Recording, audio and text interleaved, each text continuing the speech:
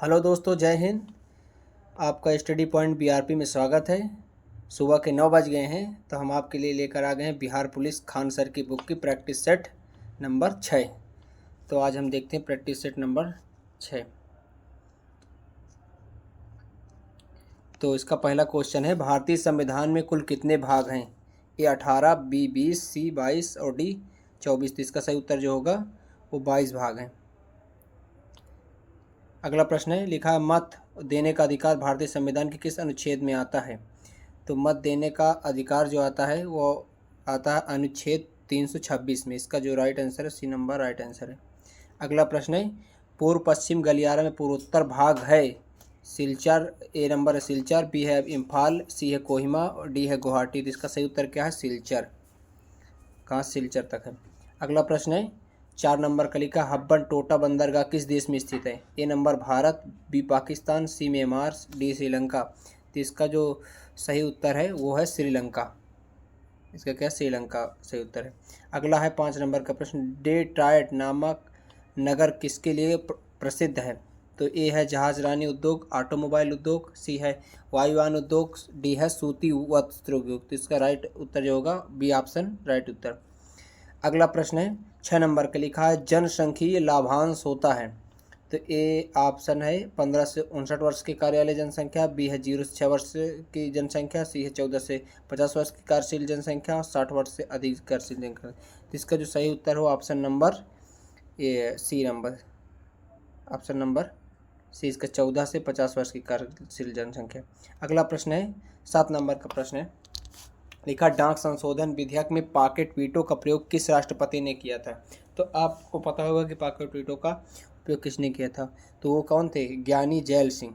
ज्ञानी जैल सिंह ने किया। इसका जो सही उत्तर है, इसका जो सही उत्तर वो क्या है? ज्ञानी जैल सिंह है। ज्ञानी जैल सिंह ने पॉकेट वीटो का इस्तेमाल किया था। अगला प्रश्न है डी नंबर, महाराजा धीराज की उपाधि अपनाने वाला पहला गुप्त शासक कौन था? Chandragupta, A option Chandragupta 1, B है चंद्रगुप्त द्वितीय और सी है समुद्रगुप्त और डी है श्रीगुप्त। इसका सही उत्तर क्या होगा? चंद्रगुप्त द्वितीय ने महाराजा धीराज की उपाधि धारण की थी। अगला प्रश्न है 9 नंबर का, भारतीय संविधान की अनुसूची 6 में किन किन राज्यों को शामिल किया गया है? तो आप बताइए इसका सही उत्तर क्या होगा। तो इसका जो सही उत्तर वो होगा बी ऑप्शन। इसका सही उत्तर होगा बी ऑप्शन। लिखा है आसाम, त्रिपुरा, मेघालय और मणिपुर। इसका सही उत्तर हो जाएगा। अगला प्रश्न है 10 नंबर का, नील दर्पण नामक पुस्तक किसने लिखी है? ऑप्शन ए है प्रेमचंद, बी है दीनबंधु मित्र, सी है जनशंकर प्रसाद और डी है शिवपूजन सहाय। तो इसका जो सही उत्तर होगा वो होगा दीनबंधु मित्र ने नील दर्पण पुस्तक लिखी है। अगला प्रश्न है 11 नंबर का, निकोलो कोंटी नामक इटावली लवी यात्री किसके शासनकाल में भारत आया था? तो इसका जो सही उत्तर है वो होगा ऑप्शन नंबर बी, देवराय द्वितीय के शासनकाल में निकोलो कोंटी नामक इटावली भारत में आया था। अगला प्रश्न है 12 नंबर का, अवध के ब्रिटिश साम्राज्य में मिलन के समय अवध के नवाब कौन थे? तो ए ऑप्शन है वाजिद अली शाह, बी है अहमद अमजद अली शाह, सी है मोहम्मद अली शाह और डी है हैदर अली शाह। इसका जो सही उत्तर है वो option A is right answer. क्या? वाजिद अली शाह। अगला प्रश्न है 13 नंबर के लिए, हाइसिस नामक उपग्रह का परीक्षण किस यान से किया गया था? तो इसका जो सही उत्तर है वो PCLV C43 में किया गया। तो इसका जो सी नंबर है राइट आंसर है। अगला प्रश्न है 14 नंबर का, ऑस्ट्रेलियाई ओपन 2019 की महिला एकल विजेता कौन थी? तो इसका जो सही उत्तर होगा वो ऑप्शन नंबर ए क्या होगा? Naomi Osaka. अगला प्रश्न है 15 नंबर का, लालजी टंडन बिहार के कौन से राज्यपाल थे? तो इसका जो सही उत्तर होगा ऑप्शन बी, 30वें राज्यपाल थे। और 16 नंबर का प्रश्न, बिहार का न्यूनतम जनसंख्या वाला जिला कौन सा है? ये ऑप्शन है शेखपुरा, बी है शिवहर, सी है सीतामढ़ी और डी है वैशाली। इसका सही उत्तर होगा ऑप्शन नंबर बी, शिवहर। अगला प्रश्न है 17 नंबर का, असहयोग आंदोलन प्रारंभ होने का कारण क्या था? तो आप इसका सही कारण बताएं कि इसका सही उत्तर होगा वो ऑप्शन नंबर बी होगा, क्योंकि रॉलेट एक्ट एक कानून पारित किया जिसे काला कानून कहा गया भारत में। तो उसके लिए फिर जलियांवाला बाग फिर क्या असहयोग आंदोलन फिर चालू किया गया था। तो असहयोग इसके पहले फिर जलियांवाला बाग हुआ, फिर इसके बाद जो है फिर ये वाला चालू हो गया जलियांवाला बाग हत्याकांड से के कारण फिर महात्मा गांधी ने असहयोग आंदोलन चालू किया। तो इसका ऑप्शन नंबर जो सी करेक्ट आंसर होगा। अगला प्रश्न है डी नंबर, घातक क्या है? घातक क्या है? घातक एक लड़ाकू विमान है। ऑप्शन नंबर इसका सी करेक्ट आंसर है। अगला प्रश्न है 19 नंबर का। वर्ष 2020 के लिए विश्व की स्थापत्य राजधानी किस शहर को घोषित किया? तो इसका जो सही उत्तर होगा वो option number B, Rio de Janeiro को। रियो डी जेनेरो को। अगला प्रश्न है, अब ये दोबारा आ गया था। अब अगला प्रश्न 20 नंबर का। लिखा बिहार का सर्वाधिक लिंगानुपात वाला जिला कौन सा है? तो इसका जो सही उत्तर होगा, ए ऑप्शन इसका पटना है, बी है रोहतास, सी है गोपालगंज और डी है वैशाली। इसका सही उत्तर होगा ऑप्शन नंबर सी गोपालगंज। अगला प्रश्न है 21 नंबर। बिहार में शिशु मृत्यु दर कितना है? तो इसका जो सही उत्तर होगा ऑप्शन नंबर ए 38 है। अगला प्रश्न है 22 नंबर का। बिहार के कितने प्रतिशत भूभाग पर अति सघन वन है? इसका जो सही उत्तर है वो ऑप्शन नंबर सी है, 0.35। अगला प्रश्न है 23 नंबर का। रंगराजन कमेटी कब गठित की गई थी? इसका ए ऑप्शन 1996, बी है 1998, सी है 2003 और डी है 2005। इसका सही उत्तर क्या है? 2005। अगला प्रश्न है 24 नंबर का। बिहार में अंतर्राज्यीय विवाह प्रोत्साहन योजना के तहत कितनी राशि दी जाती है? तो इसका जो सही उत्तर होगा वो होगा option number D. Option number D मतलब 1 लाख। अगला प्रश्न है 25 नंबर का। अंतर्राज्यीय परिषद का सदस्य नहीं होता है, कौन नहीं होता है? ए है राज्यपाल, बी है राज्य के मुख्यमंत्री, सी है प्रधानमंत्री और डी है कैबिनेट मंत्री। तो सही उत्तर क्या होगा? राज्यपाल। अगला प्रश्न है 26 नंबर का। बिहार धारणी विकास से संबंधित बोर्ड है क्या? कौन सा बोर्ड है? तो इसका option number A correct answer है। क्या? योजना और विकास विभाग।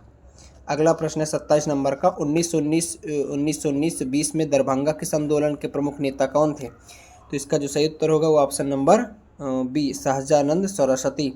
अगला प्रश्न है 28 नंबर का। प्रकाश संश्लेषण किससे होता है? तो ए है क्लोरोफिल, बी है जेंथोफिल और सी है इलेक्ट्रोफिल और डी है राइबोसोम। इसका सही उत्तर क्या होगा? क्लोरोफिल। अगला प्रश्न है 29 नंबर का। भू स्थिर उपग्रह पृथ्वी से कितनी ऊंचाई पर स्थित होता है? तो इसका जो सही उत्तर है वो 36,000 किलोमीटर दूरी पर होता है। अगला प्रश्न है 30 नंबर का। एक सींग वाला राइनो गैंडा किस राज्य में पाया जाता है? तो इसका जो सही उत्तर होगा ऑप्शन नंबर डी, असम में पाया जाता है। अगला प्रश्न है 31 नंबर का। भारत का राष्ट्रीय वृक्ष क्या है? तो आपको सभी को पता होगा राष्ट्रीय वृक्ष क्या है। तो राष्ट्रीय वृक्ष क्या है? वो है डी, बरगद है। ठीक, जिसे कहते हैं नेशनल ट्री, जिसे बनियान ट्री है ना। अगला प्रश्न है 32 नंबर का। पृथ्वी दिवस कब मनाया जाता है? तो पृथ्वी दिवस 22 अप्रैल को मनाया जाता है। इसका जो सही उत्तर होगा वो option number B is correct answer. अगला है 33 नंबर। ग्लोबल वार्मिंग किस गैस से होता है? तो इसका जो सही उत्तर होगा वो option number B, CO2 gas से। अगला प्रश्न 34 नंबर का। उत्पादक और खाने के क्रम को क्या कहते हैं? खाने के क्रम को तो आप सीधी पता है, वो कहते हैं खाद्य श्रृंखला। अब ए ऑप्शन इसका करेक्ट आंसर है। अगला प्रश्न है आपका 35 नंबर का। आनुवांशिकता की सबसे छोटी इकाई क्या है? तो आनविंग्स, तो न्यूरॉन तो हो नहीं सकती, म्यूटेशन। जीन मतलब तो जीन जो है इसका जो सही उत्तर है जीनोटाइप, ऑप्शन है फिनोटाइप। तो जीनोटाइप इसका जो सही उत्तर है। अगला प्रश्न 36 नंबर का। डीऑक्सीजनित रुधिर शरीर से किस में आता है? तो इसका जो सही उत्तर है वो है बी ऑप्शन, दाया नीलय से। ठीक। अगला प्रश्न है 37 नंबर का। प्रारंभिक खाद नहीं है, क्या खाद नहीं है? प्रारंभिक खाद नहीं है क्या? दूध प्रारंभिक खाद नहीं है। अगला प्रश्न है, क्योंकि पहले भैंस क्या है कि वो सब्जी खाती या चारा खाती उसके बाद दूध देती है ना, तो ये प्रारंभिक खाद नहीं है और बाकी तो प्रारंभिक खाद है। 38 नंबर का प्रश्न। भारत में प्रत्यावर्ती धारा एसी का मान कितना है? तो आप सभी को पता होगा वो होगा ऑप्शन नंबर ए, ये 50 हर्ट्ज होती है और जो वोल्टेज होता है वो 220 होता है। ठीक ना। अगला प्रश्न है 39 नंबर का। टिक्का रोग किससे संबंधित है? तो टिक्का रोग वो है, ठीक है, टिक्का रोग किससे संबंधित? वो मक्का संबंधित। ठीक ना। अगला प्रश्न है 40 नंबर का। ट्राइबेसिक एसिड क्या है? ट्राइबेसिक एसिड एक सल्फ्यूरिक अम्ल है। ठीक, इसका B option is correct answer है। अगला प्रश्न है 41 नंबर का। एस्कॉर्बिक अम्ल किस विटामिन का नाम है? तो इसका जो सही उत्तर होगा वो विटामिन सी का एस्कॉर्बिक अम्ल नाम है। ठीक। अगला 42। धातु जब अम्ल से अपक्रिया करती है तो कौन सी गैस उत्पन्न करती है? तो क्या निकालती है? हाइड्रोजन गैस निकालती है। इसका D option is correct answer है। अगला नंबर 43 नंबर का प्रश्न है। इलेक्ट्रॉनिक विन्यास 287 वाला अधातु तत्व कौन सा है? तो 2 8 कितना हुआ, 8 2 10 7 17, 17 किसका परमाणु क्रमांक होता है आप सबको पता होगा, वो होता है क्लोरीन का। तो इसका B option is correct answer हो जाएगा। ठीक, अगला प्रश्न है 44 नंबर का, जाइलम क्या कार्य क्या होता है? तो जल संवहन करना, खाद्य पदार्थ संवहन करना, बी ऑप्शन है, सी है गैस संवहन करना, डी इनमें से कोई नहीं। तो जाइलम मतलब होता है जल संवहन करना। ठीक, तो एक फ्लोयम जो होता है, फ्लोयम फ्लोयम क्या करता है, खाद्य वो फ्लोयम भोजन को संवहन करता है, तो इसे कहते हैं फ्लोएम से याद कर लो फूड को, और जाइलम जल से। ठीक, अगला प्रश्न है 45 नंबर का, रासायनिक परिवर्तन नहीं है, पानी को उबलना है, ये तो रासायनिक परिवर्तन क्या लिखा, पानी को उबलना, कागज़ का जलना, दूध का खट्टा होना, कोयला का जलना। तो ये जो जितनी है यहाँ पर पूछा कौन सा रासायनिक परिवर्तन नहीं है, इसका मतलब पूछ रहा है कि भौतिक परिवर्तन कौन है। तो इसका ऑप्शन ए जो है वो करेक्ट आंसर होगा, पानी को उबलना। पानी को उबलना क्या है, भौतिक परिवर्तन, वो रासायनिक परिवर्तन नहीं है। कागज़ का जलना ये सब है, दूध का खट्टा होना ये सब है। अगला प्रश्न 46 नंबर का, H2SO4 का एटॉमिक सिटी कितनी है? एटॉमिक सिटी मतलब परमाणु, कितनी इसमें परमाणु है? तो H के 2 हैं, S 1 है और वो 4 है, तो 4 2 6 1 7, इसका जो सही उत्तर होगा option number D correct answer. ठीक, अगला प्रश्न है 47 नंबर का, साबुन का सह उत्पादक कौन है? सह उत्पादक मतलब जो साथ में बनता है, ऐसा उत्पाद जो साबुन के साथ में बनता है उसका, तो वो कौन सा है? इसका option number B correct answer, ये ग्लिसरॉल। ठीक है। अच्छा, ये प्रश्न 2 बार हो गया। ठीक ना, 48 नंबर का प्रश्न है, इनमें से सही कथन चुने। द्रव्यमान हमेशा स्थिर रहता है जबकि भार बदलता है, इसका यही ऑप्शन सही लग रहा है, तो इसका मतलब यही ऑप्शन करेक्ट है। द्रव्यमान हमेशा स्थिर रहता है जबकि भार बदलता है। बाकी पढ़ लेते हैं, द्रव्यमान हमेशा बदलता है, कहाँ द्रव्यमान हमेशा नहीं बदलता, गलत बात। द्रव्यमान और भार दोनों, गलत बात। द्रव्यमान और भार दोनों बदलते हैं, गलत बात। स्थिर रहते हैं, वो भी गलत है। इसका ये ऑप्शन इज करेक्ट ऑप्शन। ठीक ना, अगला प्रश्न है 49 नंबर का, गिलास में पानी पर बर्फ तैर रहा है, यदि बर्फ पिघल जाए तो आयतन पर क्या प्रभाव पड़ेगा? तो इसका जो सही उत्तर है कुछ नहीं होगा। आप देखो, जब आप प्रैक्टिकल करते ही होंगे, आप पानी से भरा भले गिलास हो, वो बर्फ वैसे ही तैरती रहती है। तो इसका जो सही उत्तर है वो option number C correct answer है। अगला प्रश्न है 50 नंबर का, मध्य कर्ण में इनमें से कौन सी हड्डी नहीं पाई जाती है? इसका जो सही उत्तर है वो ऑप्शन नंबर डी, हैमेट नहीं पाई जाती है। और जो ये है ना स्टेपिस, ये कान की सबसे छोटी हड्डी है। ठीक, अगला प्रश्न 51 नंबर का, पृथ्वी पर किसी वस्तु का प्लायन वेग चंद्रमा पर उसी वस्तु के प्लायन वेग से क्या होगा? वो अधिक होगा। ठीक, जो पृथ्वी के किसी वस्तु का जो प्लायन वेग चंद्रमा के उस वस्तु के प्लायन वेग से क्या होगा? अधिक होगा। पृथ्वी का वेग जो है अधिक होगा चंद्रमा से, क्योंकि चंद्रमा का जी का मान ज़्यादा है इसलिए। ठीक है, अगला प्रश्न है 52 नंबर का, 18 कैरेट सोने में सोने का प्रतिशत कितना होगा? क्योंकि सोना, शुद्ध सोना 24 कैरेट का होता है, 18 कैरेट का सोना है तो कितना प्रतिशत आएगा? वो पाएगा 25% का। D option is correct answer है इसका। ठीक, अगला है 53 नंबर क्वेश्चन, लोहा के गैल्वनीकरण में कौन सी धातु प्रयुक्त होती है? लिखा कि लोहा के गैल्वनीकरण में कौन सी धातु प्रयुक्त होती है? ऑप्शन नंबर ए है निकल, बी है पीबी, और सी है जेडेन, और डी है गैलियम। तो इसका जो सही उत्तर होगा ऑप्शन नंबर सी और जेडेन। अगला प्रश्न है 54 नंबर का, सबसे पहले किस जीव को अंतरिक्ष में भेजा गया? तो आपको सभी को पता है किसको भेजा गया, तो राइट ऑप्शन है इसका D option is correct option. क्या है? कुत्ता को। ठीक, अगला प्रश्न है 55 नंबर का, ध्वनि तरंगे नहीं चल सकती, किसमें नहीं चल सकती हैं ध्वनि तरंगे? तो वो है नहीं चल सकती, तो वो निर्वात में नहीं चल सकती। किसमें नहीं चलती? निर्वात में नहीं चल सकती। ठोस में चलती, हाइड्रोजन में भी चलती हैं, तेल में, निर्वात में नहीं चल सकती। इसीलिए वो अंतरिक्ष में जो जाते हैं वो एक एक की बात नहीं सुन पाते हैं। ठीक, 56 नंबर का प्रश्न है, किताब में हमेशा रहता है क्या? से ही ए ऑप्शन है, बी पृष्ठ, सी कागज, और डी कहानी। देखो, किताब में और सब कुछ मिट सकता है, स्याही भी मिट सकती है, पृष्ठ भी मिट सकते हैं जो लिखे रहते हैं, और डी कहानी भी, जब सही मिट गई तो कहानी भी मिट जाएगी। तो इसका कागज लेकिन नहीं मिटता, तो इसका option number C correct answer हो जाएगा।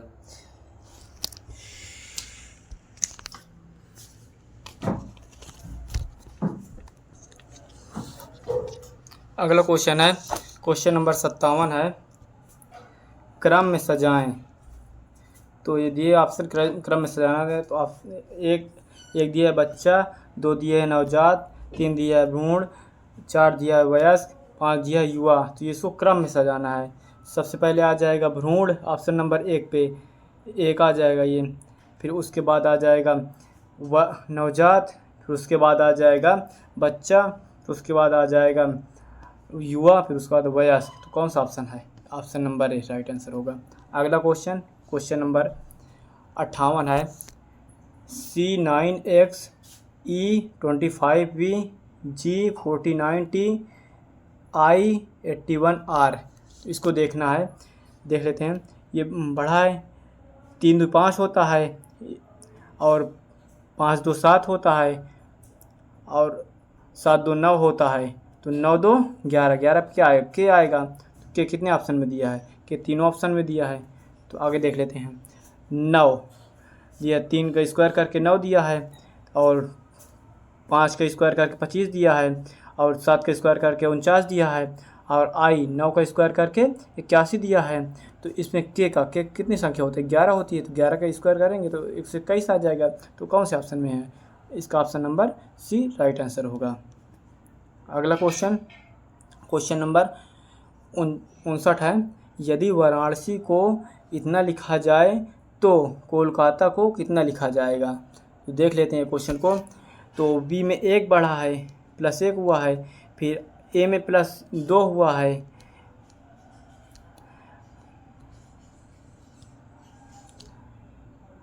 एक बढ़ा है, फिर 2 बढ़ा है, फिर 3 बढ़ा है, इस पर फिर 4 5 ऐसे बढ़ते गया। तो क्रम में आगे देख लेते हैं। इसमें के को 1 बढ़ाएंगे तो एल आ जाएगा। तो एल कितने ऑप्शन में दिया है? एल 3 ऑप्शन में दिया है, इसमें दिया, इसमें दिया, इसमें दिया है। तो देख लेते हैं। अब उसके बाद 2 बढ़ेगा तो सी आ जाएगा। इस पे ओ में 2 बढ़ेगा तो क्यों आ जाएगा। क्यों तीनों ऑप्शन में दिया हुआ है। तो अब आगे देख लेते हैं। अब 3 बढ़ेगा, एल 12 होता है, 12 3 कितना होता है? 15 हो जाएगा। तो 2 ऑप्शन बचे, ये बचे हैं। तो आगे इसी प्रकार देख लेंगे तो इसका राइट आंसर हो जाएगा ऑप्शन नंबर ए। आगे देख लेते हैं क्वेश्चन नंबर 60।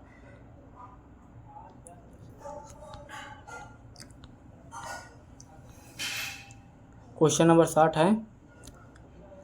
एक व्यक्ति पूर्व में चलता है, एक व्यक्ति है पूर्व में चलता है, प्रारंभ करता है, कुछ दूर चलता है, कुछ दूर चला व्यक्ति, चलने के बाद दाएं मुड़ता है। वो अपने दाएं मुड़ा तो अपने दाएं मुड़ता है, फिर कुछ दूर चलता है, बाद में फिर वह बाएं मुड़ता है, फिर वह अपने बाएं मुड़ जाता है। तो वो पूछ रहा है अब किस दिशा में व्यक्ति है? तो पूरब दिशा में होगा व्यक्ति, देख लीजिए पूरब दिशा में होगा। तो इसका राइट आंसर होगा ऑप्शन नंबर डी। अगला क्वेश्चन, क्वेश्चन नंबर 61 है। 35 छात्रों में ऊपर से सूरज का 12वां स्थान है तो नीचे से उसका कौन सा स्थान होगा? तो देख लेते हैं। तो 12 -1 बराबर कितना हो जाएगा? 11 हो जाएगा। तो अब उसके बाद 11 आया तो 35 - 11 बराबर 24, तो उसका 24वां स्थान होगा। तो option number C right answer होगा। अगला देख लेते हैं क्वेश्चन नंबर 62 है, ये रीजनिंग का है। दिए गए विकल्पों में से लुप्त संख्या ज्ञात करें। लुप्त संख्या ज्ञात करना है। देखिए 9 9 4 13 होता है और 15 और 6 21 होता है। तो इसमें क्या जोड़ें कि 42 आ जाएगा? तो देख लेते हैं क्या जोड़ेंगे।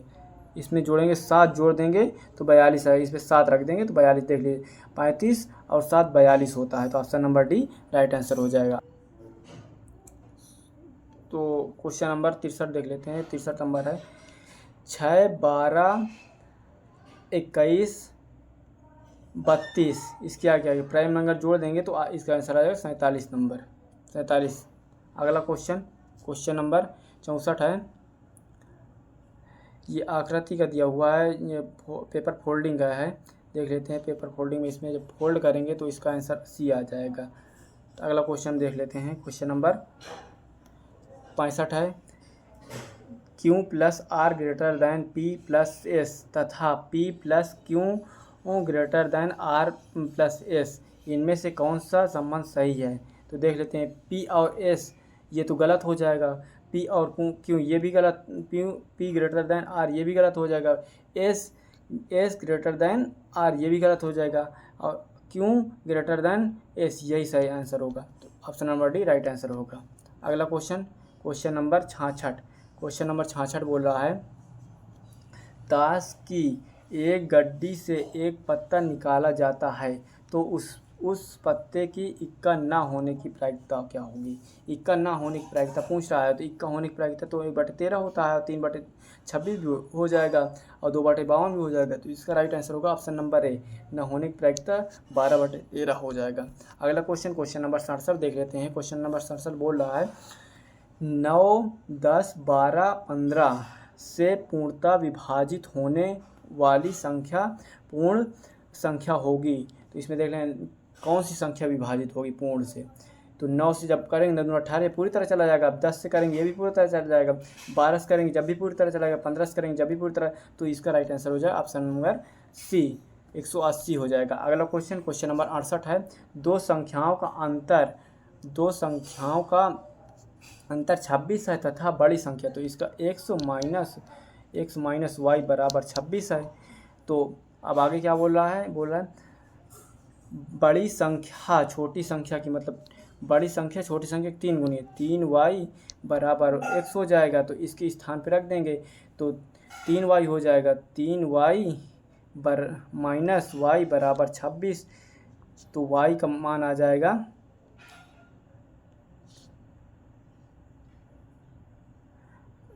2 हो जाएगा, घटेगा तो इस पर, तो 2y बराबर हो जाएगा 26 हो जाएगा। तो अब इससे कटेगा 13 आ जाएगा। तो बड़ी संख्या पूछ रहा है तो बड़ी संख्या में रख देंगे 13, 39 होता है। तो इसका राइट आंसर हो जाएगा ऑप्शन नंबर बी। तो अगला क्वेश्चन देख लेते हैं। क्वेश्चन नंबर 83 है। अगला क्वेश्चन देख लेते हैं। क्वेश्चन नंबर 69 है, 83 से पूर्णतः विभाजित 6 अंकों की सबसे बड़ी संख्या होगी। तो कौन सी होगी, 76 होगी, सी नंबर होगा। देख लेना आप लोग विभाजित करके, सी नंबर आएगा इसका आंसर। अगला क्वेश्चन नंबर 70 है, एक समकोण समबाहु त्रिभुज का क्षेत्रफल 200 है तो उसका विकर्ण कितना होगा। तो विकर्ण देखना है तो देख लेते हैं इसके सवाल का आंसर।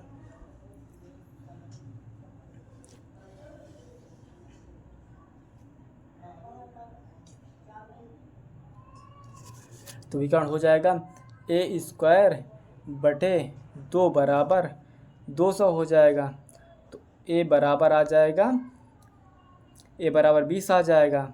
आगे देख लेते हैं, हमको विकर्ण ज्ञात करना। विकर्ण बराबर, इधर लिख लेते हैं, विकर्ण बराबर रूट में दोनों विकर्ण सेम होंगी तो 20 का स्क्वायर हो जाएगा प्लस 20 का स्क्वायर हो जाएगा। जब इसको सॉल्व करेंगे तो 20√2 आ जाएगा। तो इसका राइट आंसर होगा ऑप्शन नंबर बी। अगला क्वेश्चन नंबर 71 है, एक शहर की जनसंख्या 6250 है और 8% की दर से घट रही है तो 2 वर्ष में कितनी घटेगी। तो देख लेते हैं, 6250 गुणे कितनी घट रही है, 92/100 गुणे 92/100 2 वर्ष के लिए घट रही है।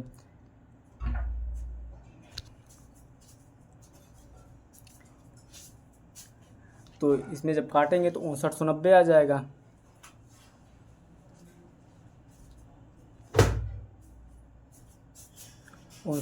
से जब इसको घटाएंगे जो दिए 6250, तो इसका राइट आंसर आ जाएगा 960। तो राइट आंसर डी हो जाएगा। अगला क्वेश्चन, पाई चार्ट दिया हुआ है, देख लेते हैं। ये 90 है, इस पर देख लेते हैं। गणित में प्राप्तांक अंक कितना होगा पूछ रहा है। तो गणित में प्राप्तांक अंक देख लेते हैं, तो हो जाएगा 450 टोटल है, गुणे 90 हो जाएगा गणित में, बटे 360 हो जाएगा। तो इसमें काट देंगे, 4 बार में कट जाएगा। तो जब इसको काटेंगे तो 45/4 हो जाएगा। तो गुणे 100 हो जाएगा, बटे 45 आ जाएगा। 45 कट जाएगा, तो इससे काटेंगे तो 25 आ जाएगा। तो इसका राइट आंसर हो जाएगा ऑप्शन नंबर बी। अगला क्वेश्चन नंबर 73 है, औसत प्राप्तांक कितना है। औसत प्राप्तांक पूछ रहा है। तो पाँचों का दिया 300, टोटल दिया था 400, टोटल 450 दिया था। तो 5 संख्या थी, भाग दे देंगे तो 90 आ जाएगा इसका औसत प्राप्तांक। तो इसका राइट आंसर हो जाएगा ऑप्शन नंबर ए। अगला क्वेश्चन नंबर 74, 100 अंक की विषम विषय में प्राप्त हुए 100 अंक प्राप्त कौन सी होंगी? तो इसको देख लेते हैं। 450 गुणे 25 बटे 100, जब इसको करेंगे तो 80 आ जाएगा। तो 80 किसका था? 80 हिंदी का था, तो हिंदी करेक्ट आंसर हो जाएगा। अगला क्वेश्चन नंबर 75 है, एक 400 ग्राम मिश्रण में 30% जस्ता, 75% लोहा तथा शेष तांबा है। तो 400 ग्राम मिश्रण में तांबा कितना होगा? तांबा 400 ग्राम में पूछ रहा है, तो 450 गुणे तांबा कितना आ जाएगा? 25 आ जाएगा। 25 बटे 100 हो जाएगा, इससे कट जाएगा। 25 100 का 100, 4 से इसको काट देंगे, 100 आ जाएगा आंसर। इसका right answer option number B हो जाएगा। 76 नंबर है, एक व्यक्ति 40 रुपये के 10 खिलौने की दर से खरीदा और 48 की दर से 8 खिलौने की दर से बेचा, तो लाभ प्रतिशत पूछ रहा है। तो इसका लाभ प्रतिशत हो जाएगा 50%। आप लोग देख लेंगे, इसको 50% हो जाएगा। अगला क्वेश्चन नंबर 77 है, 1/x⁴ घात में -3 भाग में दिया है, x - 1 पावर में दिया 3a बराबर x⁴ इसको नीचे लिख देंगे तो हो जाएगा a बटे -3 पावर में हो जाएगी। तो इसका राइट आंसर हो जाएगा ऑप्शन नंबर ए सी 1। अगला क्वेश्चन इसको देख लेते हैं, इसका आंसर होगा ऑप्शन नंबर डी 78, 30 करोड़। अगला क्वेश्चन नंबर 74 है, 100 अंक किस विषम में प्राप्त होती है? तो हिंदी में प्राप्त होती है। अगला क्वेश्चन नंबर 75, ये हो चुके हैं ये वाले क्वेश्चन, आगे देख लेते हैं।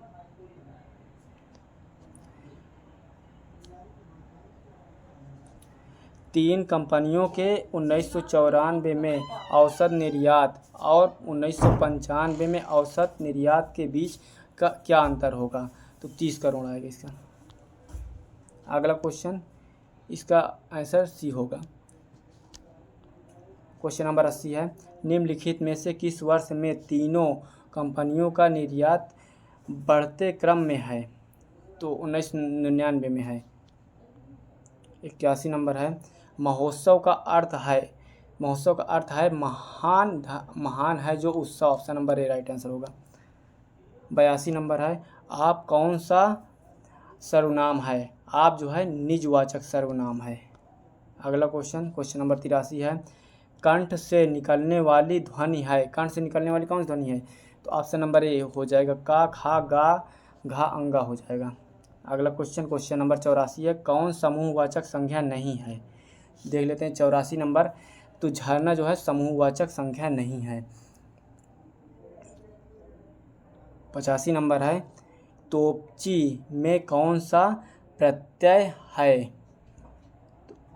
ची है प्रत्यय। अगला क्वेश्चन नंबर 86 है, सब्यचारी किसका पर्यायवाची है? तो सब्यचारी अर्जुन का पर्यायवाची है। अगला क्वेश्चन नंबर 87 है, आवाहन का विपरीत अर्थक शब्द है? तो विसर्जन हो जाएगा। अगला क्वेश्चन नंबर 88 है, सूरज को दीपक दिखाना मुहावरे का अर्थ है प्रसिद्ध व्यक्ति का परिचय कराना, ऑप्शन नंबर ए राइट आंसर हो जाएगा। अगला क्वेश्चन नंबर 89 है, महर्षि का संधि विग्रह है? तो इसका राइट आंसर हो जाएगा ऑप्शन नंबर बी महाधन ऋषि। अगला क्वेश्चन, क्वेश्चन नंबर 90, द्विज इनमें से किसका पर्यायवाची शब्द नहीं है? बादल का पर्यायवाची नहीं है। Option number B right answer हो जाएगा। अगला क्वेश्चन, क्वेश्चन नंबर 91 है, आताती का क्या अर्थ है? जो अत्याचार करता हो। ऑप्शन नंबर ए राइट आंसर हो जाएगा। अगला क्वेश्चन, क्वेश्चन नंबर 92 है, इनमें से किस समूह में सभी शब्द शुद्ध लिखा है? तो प्राकृतिक, पुनर्जन्म, भत्सना, वलिष्ठ, बी राइट आंसर हो जाएगा। अगला क्वेश्चन, क्वेश्चन नंबर 93 है, जो पढ़ेगा वह पास होगा कौन सा विशेषण है? तो इसमें सर्वनाम विशेषण, option number D right answer होगा। अगला क्वेश्चन, क्वेश्चन नंबर 94 है, इनमें से कौन सा वाक्य शुद्ध नहीं है? तो देख लेते हैं, वाक्य शुद्ध नहीं है बोल रहा है, तो ऑप्शन नंबर ए राइट आंसर हो जाएगा। विष्णु के अनेकों नाम हैं, यही शुद्ध नहीं है। अगला क्वेश्चन, क्वेश्चन नंबर 95 है, द्वंद्व समास का उदाहरण है?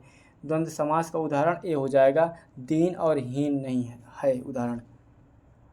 96 नंबर, आसमान टूट पड़ना का क्या अर्थ है? तो मुसीबत आना, option number B right answer हो जाएगा। अगला क्वेश्चन, क्वेश्चन नंबर 97 है, इनमें से शुद्ध वर्तनी वाला वाक्य कौन सा है? तो रचयिता, ये शुद्ध वर्तनी वाला वाक्य है। 98 नंबर, समास का विलोम है? तो इसका राइट आंसर हो जाएगा व्यास, समास का विलोम व्यास है। अगला क्वेश्चन, क्वेश्चन नंबर 98, परिमाप में उपसर्ग है? तो 99 का आंसर देख लेते हैं, परिमाप में उपसर्ग पूछ रहा है, परि हो जाएगा उपसर्ग। अगला क्वेश्चन, क्वेश्चन नंबर लास्ट है, बादल का उत्सव शब्द है? तो वारिद हो जाएगा बादल का उत्सव शब्द। तो आज के लिए इतना ही दोस्तों। आज का सेट कुछ हार्ड था, आप लोग देख लेंगे इसे। जय हिंद दोस्तों, आज के लिए इतना ही।